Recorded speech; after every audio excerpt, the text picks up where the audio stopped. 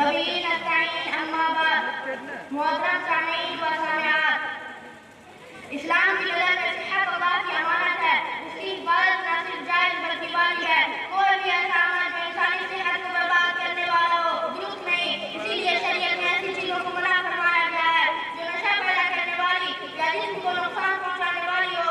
یہی وجہ ہے کہ اسلام نے ایسے کھیلوں کی اجازت دی ہے جو جسم کی توانائی کو برقرار رکھنے میں مددگار ہو، جیسے گھڑ سواری، دوڑ، تیر اندازی اور کشتی وغیرہ، کیونکہ یہ صحت کی برقراری کے لیے فطری علاج چلے جاتے ہیں۔ اس لیے ایسی ورزشیں جو صحت کی حفاظت میں مددگار ہو اور جس کے ذریعے انسان بیماریوں سے بچ سکتا ہو، جائز بھی نہیں بلکہ پسندیدہ بھی ہے۔ اس طرح کی ورزشیں زمانہ قدیم سے مروج ہیں۔ ورزش میں بنیادی طور پر یہ بات